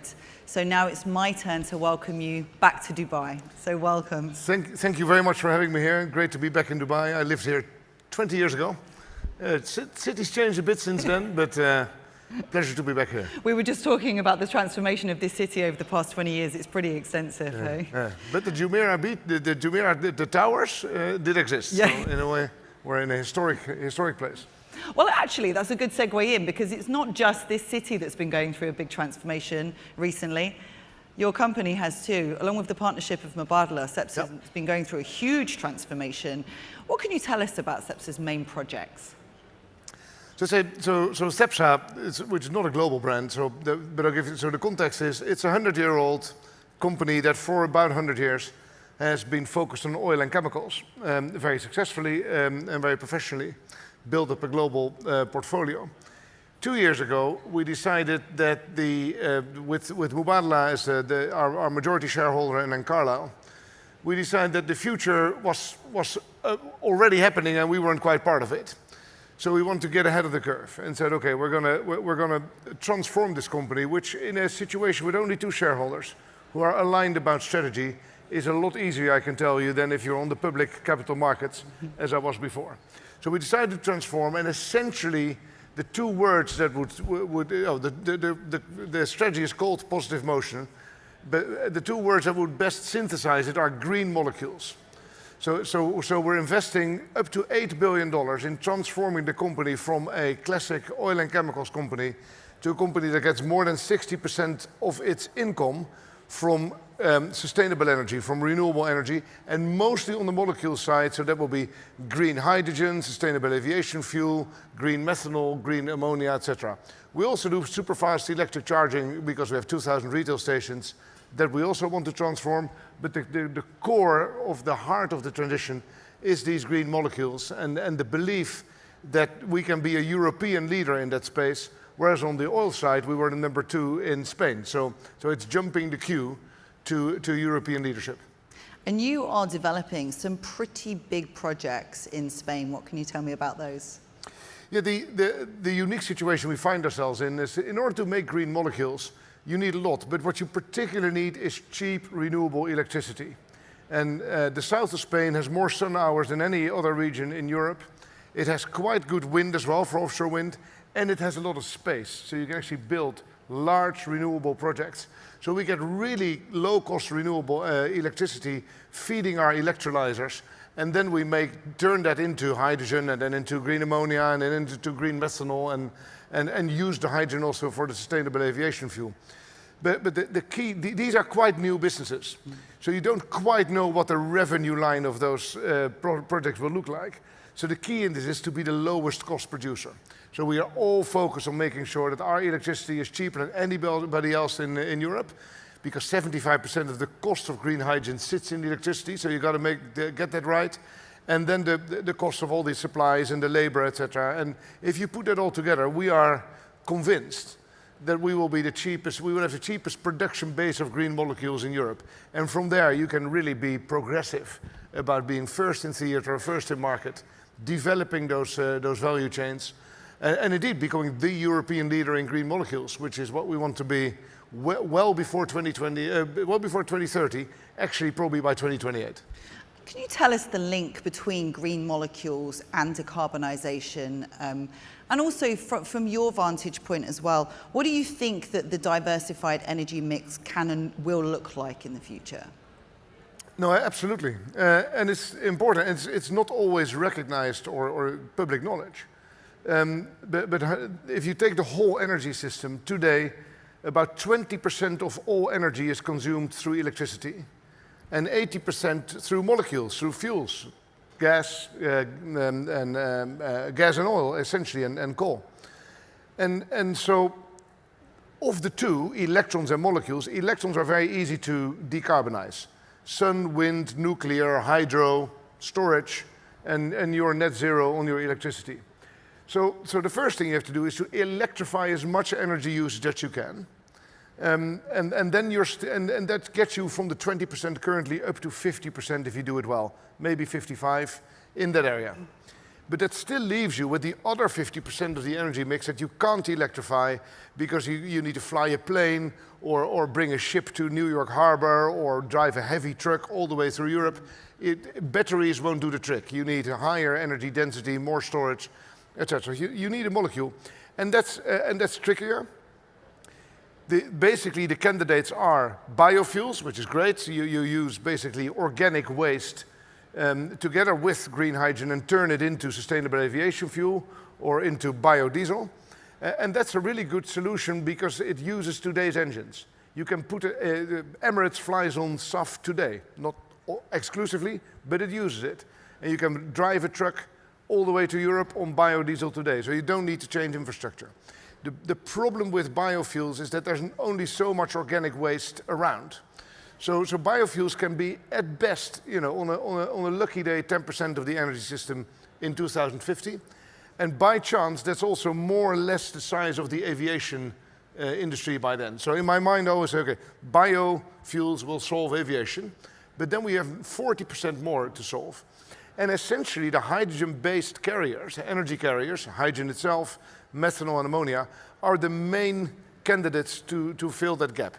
The other one would be fossil fuel with carbon capture and storage, which is totally credible and doable, but it's kind of the last resort. So scaling up hydrogen and its derivatives from zero today to 10–20% of the energy mix is a huge opportunity for business to invest in and for a company like us to lead.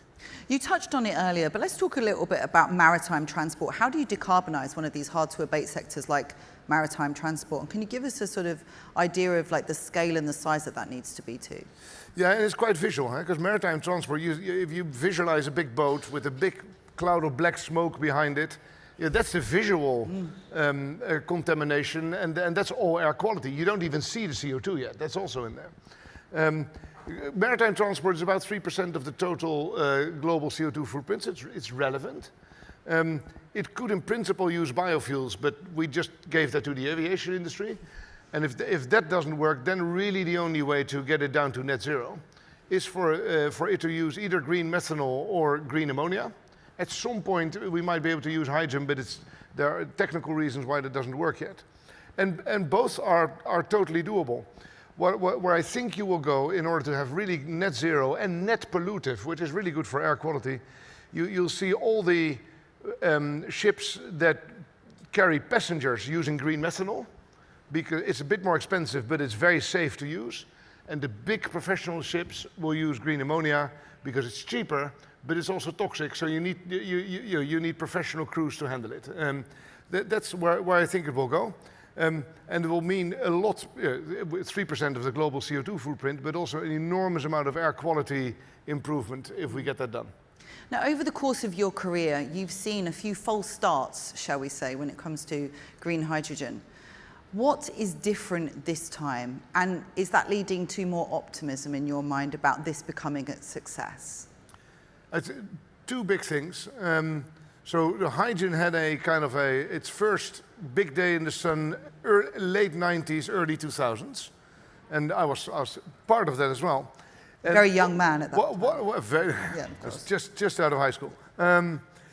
The two things that have changed since then, I think if you look at the world in 2023 compared to the world in 2000, the world is much more committed to the energy transition. In 2000, there was kind of this novel, this nice idea of doing something about it. And now there's enormous urgency and commitment and determination. So that's one. But also, at the time, green hydrogen would have been hugely expensive. because solar and wind were hugely expensive, and electrolyzers were, so it's become much more in the money. In an economy where you have a decent carbon price, which, for example, in Europe we believe we have, grey hydrogen and green hydrogen are almost cost comparative. So once you put the carbon price into the mix, green hydrogen at today's cost actually competes on its own. For those two reasons, I'm pretty sure it will happen. Also because, whether you're familiar with TINA, there is no alternative. Yeah. There is no alternative. So it will have to happen. And you're optimistic? I'm optimistic about it. I think also if you go to Brussels, they're kind of high on hydrogen. You always have to calm people down to say, it's going to take time and it's difficult and we need your help. So there are places that are maybe even running ahead of themselves. And every morning, every afternoon, there's a hydrogen conference somewhere in the world. So for the conference industry, it's been really great. But I am optimistic because there's also a lot of real activity on it. There are truck manufacturers designing and starting to build hydrogen trucks. There are shipyards in Korea and China that now offer methanol and ammonia-based ships. There's a German utility that's building a power plant that can run on natural gas and ammonia. So it's not just announcements and PowerPoints and good intentions. We're seeing physical activity creating this hydrogen economy. And that's why we're so keen to be a leader in it, because it's exciting. And hopefully not only just financially rewarding, but also personally rewarding for the 11,000 people that make up CEPSA. Yeah. Well, Martin, and everybody that supports us. We're going to have to leave it there because we've run out of time, but it's such a pleasure to talk to you, and good luck with the rest of your COP and with the rest of your endeavours over the next month or so. Thank you very much for having me. Thank you.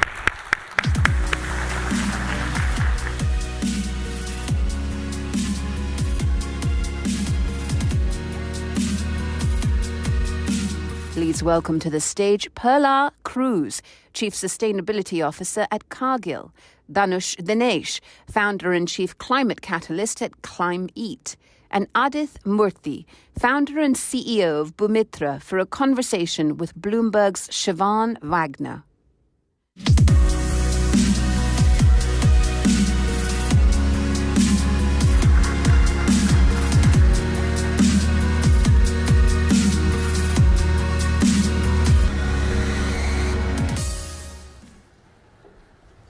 Hello. Just a bit at the top. So if you have any questions for us today, there should be a QR code that you can log into, and we will get to them at the end. But I'm just going to kind of launch right into it because we don't have a lot of time. But so today we're discussing a topic that usually doesn't get much attention at COPs, but this year food is definitely on the table. So we've already had a major food and agriculture declaration endorsed by more than 130 world leaders, and we'll probably refer to that throughout the conversation. But just to launch into things, quite a few years ago, we had a US president that said that America is addicted to oil. And looking at meat consumption patterns, like over the past 50 years, whatever, I wonder if the same thing can be applied in the food space. Is the world addicted to beef? And if so, what should we be doing about that, considering the climate impact? Dinesh, you've been thinking about this a lot, so why don't we start with you? Yeah, thanks, Siobhan, and thanks for setting that scene with the Emirates Food Systems Declaration, which is really great. You know, food is on the table. 134 countries have signed it. But my question is, are we discussing the right issues in such a declaration, right? So for example, it doesn't refer to the need for dietary shifts, which we know is important. It has to be done. It's unpleasant. Livestock is a big business. It's a 900 billion a year business. And there are interests within that business which stops a shift. But we know that it has to change. So I don't think it's an either-or question. I'm not saying people shouldn't stop eating meat. It's cultural, it's nutritious. You know, people will eat meat, but we need to also reduce our consumption while also improving ways in which we produce meat. So for me, it's like we kind of have to find that balance between how do we produce meat and the alternatives to it. And in a policy fora like the COP, it's a cow in the room, right? So we need to be calling things out, and we need a transformation in that sector. Yeah. And Pilar, obviously, Cargill being a major meat producer, so how are you guys tackling this problem? So first and foremost, thank you for the opportunity to participate in this event and share the stage with Anush and Avid. Great to be here today. So I think we need to think about that question in the context of food security, and let me just give you an example. I grew up in Bogota, Colombia, in the 80s and the 90s, during probably one of the most violent times in the history of my country. And during that time, I saw a lot of poverty, inequalities, and most importantly, malnutrition and food insecurity. It was really hard for people to get access to affordable and safe and nutritious food. And the situation today from a food security perspective is not getting any better in Colombia. The country is in a much better place today, but from a food security perspective, it's not getting any better. Food security is impacting not only Colombia, but many countries in Latin America, Africa, Southeast Asia, and many countries around the world. And let me share a staggering statistics. Today, and think about this for a second, 750 million people like you and I go to sleep hungry because they don't have access to food. In addition to that, by 2050, the world is going to have 2 billion additional people that we need to feed within planetary boundaries, protecting the planet and protecting the people and the natural resources that we have in the world today. So we constantly think about that question every single day in our company. How do we feed a growing population while at the same time we protect the planet and reduce the environmental impact? And it's not an easy question. As it relates to protein and beef more specifically, we know that protein is an important element that allows us to live a healthy life and a nutritious or longer life, if you will. So for Cargill, we are fully committed to making investments that allow us to make the food and agriculture sectors more sustainable, and more specifically to reduce the greenhouse gas emissions within the beef industry, particularly in North America, which is where we operate. 3 years ago, we introduced one of our flagship programs, which is Beef Up, and through the investments of sustainable grazing practices, as well as projects that allow ranchers in North America to reduce the use of natural resources, such as water, increase carbon sequestration, and protect biodiversity. And we made a commitment through that program to reduce greenhouse gas emissions in North America in the beef industry by 30% by 2030. We have partnered with companies such as McDonald's and Target and Nestle, as well as NGOs, strategic partner NGOs for Cargill, such as the National Fish and Wildlife Foundation. And I can tell you today that the projects that we have implemented through Beef Up have demonstrated a reduction of 2 million metric tons of greenhouse gas emissions, which is huge. But we also know that consumers want choices, particularly choices that are more sustainable as it relates to protein. So we also make investments in sustainable production of poultry around the world. And we also support sustainable production of seafood. In the aqua nutrition business that I used to run a few years ago, we introduced our flagship program, which is See Further, and we make investments in technology and R&D that allows to reduce the environmental footprint of salmon production in the world by 30% by 2030. So when you think about the investments that we are making, it's all about providing more sustainable choices, increasing food security, and also investing in alternative sources of protein. So Cargill has invested in cultivated meat in our partnerships with a company called Aleph Farms and also Upside Foods, because we believe we need to provide consumers with choices, as well as the investment that we have made with a company called Puris in pea protein to make sure that, again, we provide more sustainable choices, healthier choices for a critical element in the human diet, which is protein. So I believe that we are making a difference in increasing food security and protecting the planet. Right. And Adith, your company works with farmers on various different solutions. And so how are you trying to tackle this problem through your company? So at Bomitra, we work with farmers around the world, especially in the global south, and helping them to improve their soils and improve their incomes as well through carbon credits or other means. So it really starts from the ground up and from the grassroots level. I think that is the important thing. There's many potential solutions and potential practices and potential things that can be done, but they have to be, of course, incentivized in the right way, and the uptake has to be correct on the ground level. So we work with farmers around the world alongside many different partners, including agribusinesses, NGOs, for-profits, even institutions like the World Food Program, together with them to work with the farmers to adopt improved practices on their farms. And as they do these practices, there's a dual benefit. There's a benefit of achieving carbon sequestration and as a result mitigating emissions or removing emissions. But there's also a side benefit of improving yields, making the systems more sustainable, especially with climate change. I talk to farmers all the time. We work with 150,000 plus farmers worldwide, and every single farmer of ours that we have talked to, they know that climate change is real. It's affecting them right now. And if you talk to them, they'll tell you their fathers, mothers, grandfathers, grandmothers all experience different weather patterns than the ones that are currently actually existing. So it's real, it's there. The farmers are willing to work if we are able to provide the right resources and the right incentives to make it happen, and that's what we do. So today, just to summarize, we work with about 5 million plus acres around the world in croplands and grasslands across 150,000 plus farmers who have collectively sequestered nearly a bit more than 10 million tons out of the atmosphere. But we're just getting started, because in order to truly transform food systems, we need to be doing this on a gigaton scale, not a 10 megaton scale.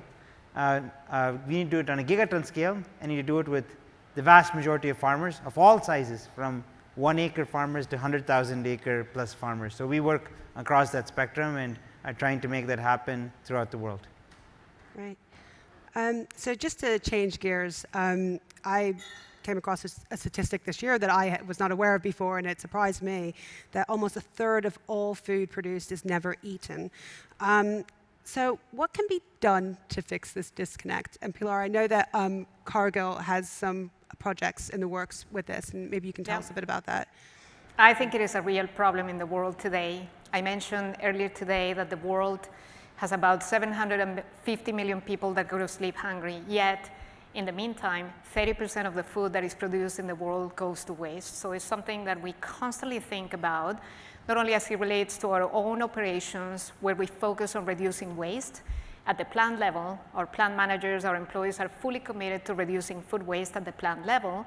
But most importantly, we are using our technologies, our expertise, and our talent to develop solutions that allow us to take waste and turn it into something meaningful. So think about the concept of circular economy, but doing it at scale. And let me just give you a couple of examples. So last year, we opened up a plant in Belgium, in Ghent, Belgium, with state-of-the-art technology that allows us to take waste, food waste, specifically oils, liquid oils, that otherwise could go to waste, and we turn it into biofuels that we are using today in transportation, particularly in Europe, to move food from places where it is produced to places where it's needed. So the full circular economy concept of taking waste, turn it into biofuels, so we can move food from places where it's produced to places where it's needed. And the second example, which I think is really interesting and fascinating, is the fact that we are partnering with Nestle, one of our strategic customers, and we are piloting a concept that takes cocoa shells that, again, otherwise would go to waste, and turn it into low carbon fertilizer.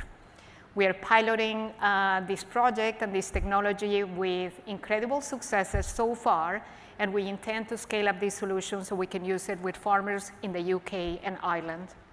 So again, the concept of turning waste into something productive and meaningful in a way that we increase food security is a priority for our company. Great.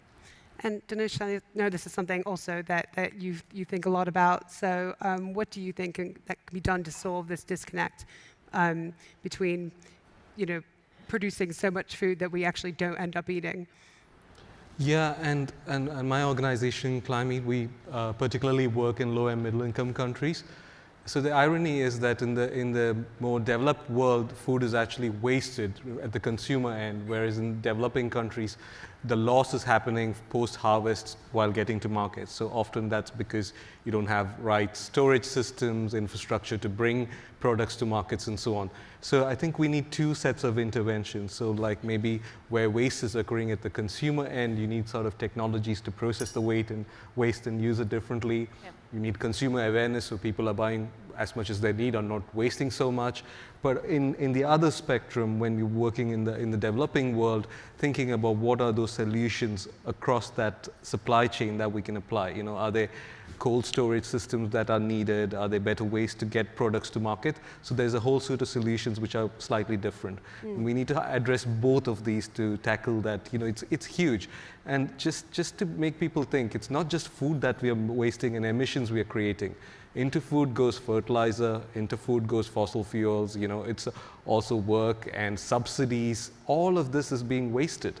So it's a huge savings in many different respects. Yeah. And Adith, actually with you, I'd kind of like to kind of flip the question a bit, which is, you know, here we are talking about too much food, and you know, one of the problems with climate change is that it's creating a situation with too little food, with the way that droughts are impacting and yields. And so you were mentioning that you work with farmers to help them increase yields, and I'm wondering how you're helping them adapt to climate change, especially with something that you will promote, which is, I think it's called soil decarbonization. And maybe you can explain. Soil carbon sequestration. Soil carbonization, sorry. Recarbonization, excuse me. Recarbonization of That's soil. right, so sorry, Yeah. yes. So please explain how that works, and yeah, thank you. Yeah, farmers we work with are able to adopt a variety of different practices. They can range from simple practices like composting, mulching, all the way to more complicated ways to manage their crop residues, all the way to soil amendments, soil biologicals and other things. It's a spectrum. But this spectrum, as farmers adopt these practices, they are able to improve many things. One of those things is soil carbon levels. And as the soil carbon levels improve, that's actually a carbon sequestration. If the carbon goes from here to here, that's a carbon sequestration. But furthermore, the soil has more nutrients in it. It can hold nutrients more effectively. It can hold moisture more effectively. It's more resilient as a result to all sorts of conditions, including, for example, droughts. There's many farmers around the world who, for example, don't have access to irrigation. Having higher soil carbon levels for them is like essential.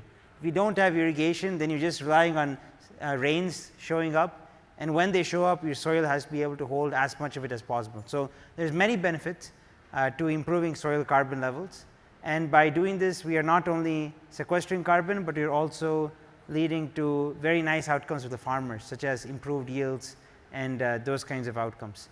And the key point is these farms that produce more yields now, they're also more carbon efficient. The carbon intensity of the crops that have been produced from those farms is way lower.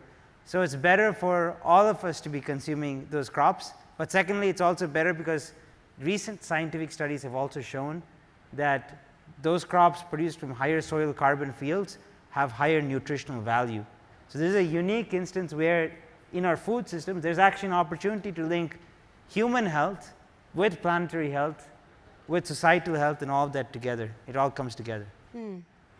And Pilar, I wanted to ask you, because I know Cargill is supporting adaptation projects, but do you think that they can be scaled and deployed at a fast enough rate to kind of avert kind of sort of these short to medium term food price rises that we might be expecting? And what can we expect in terms of food prices, do you think, in the short to medium term, especially we're now in an El Nino period and all that?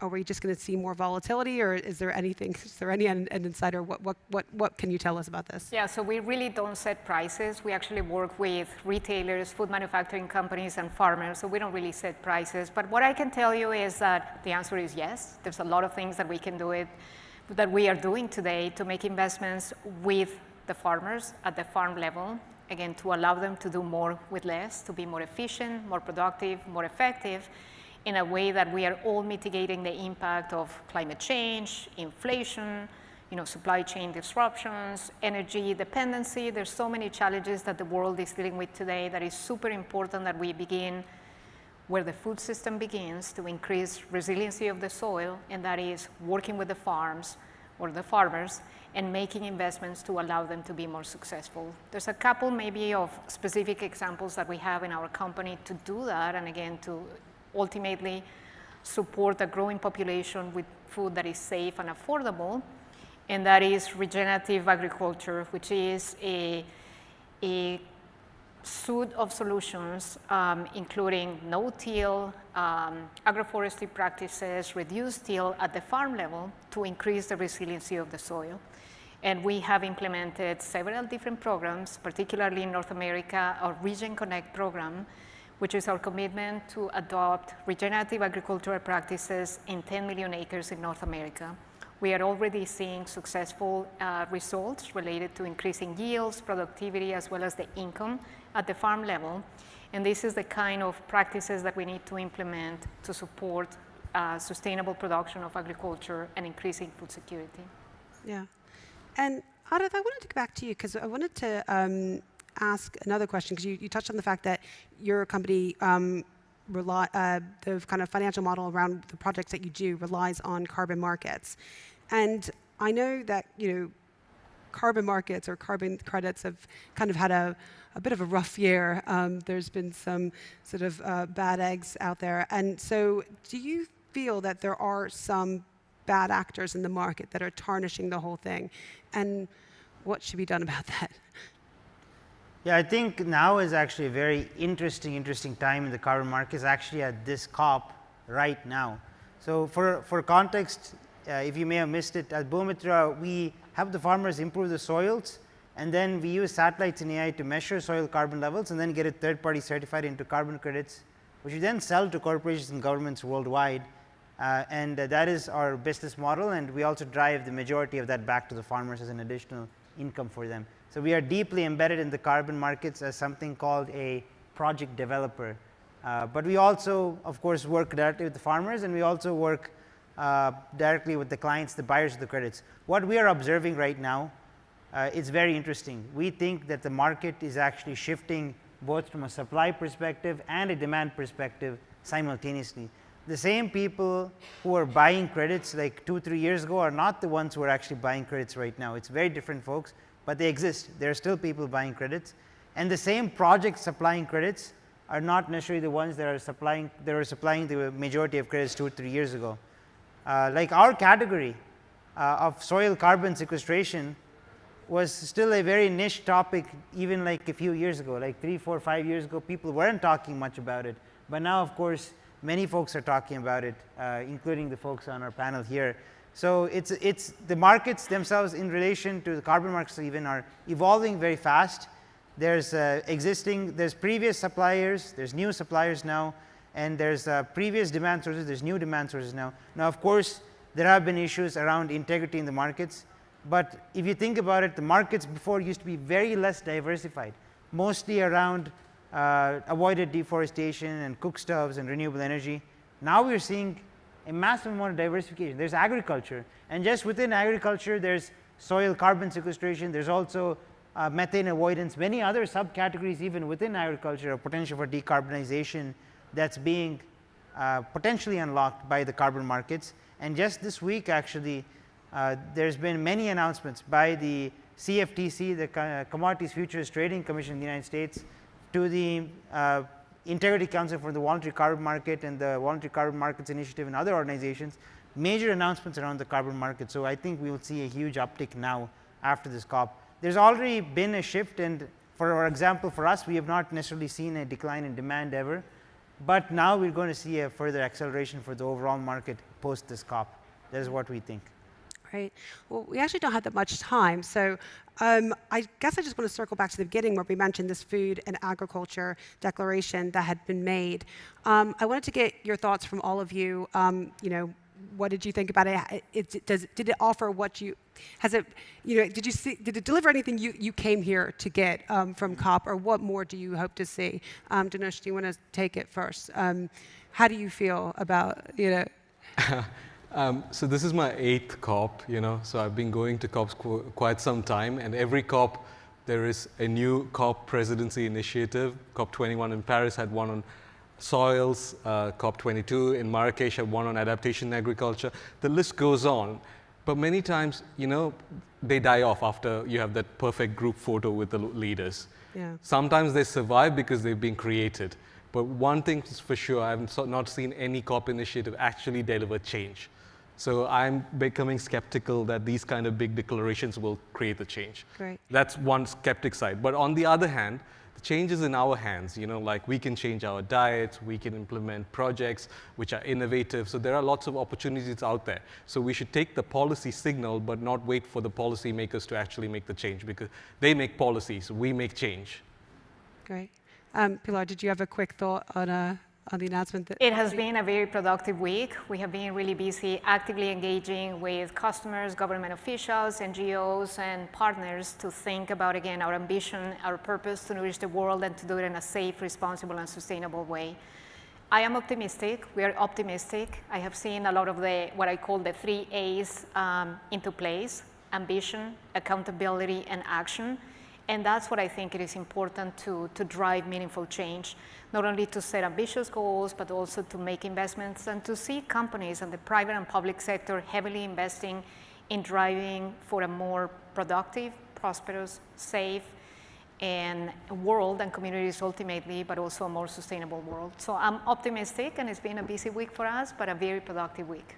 Great. Do we have time? Okay, well, that's it for us, but thanks very much, everyone. Sorry. Thank you.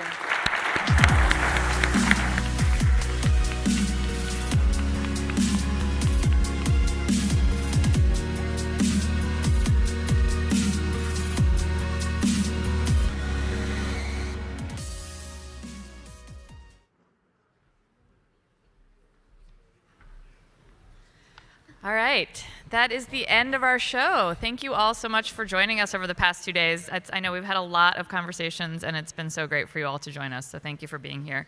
I also would just like to thank all of our speakers that we've had, and I would love to have another opportunity to just thank all of our sponsors. Our presenting sponsors, we have the, there we go, thank you.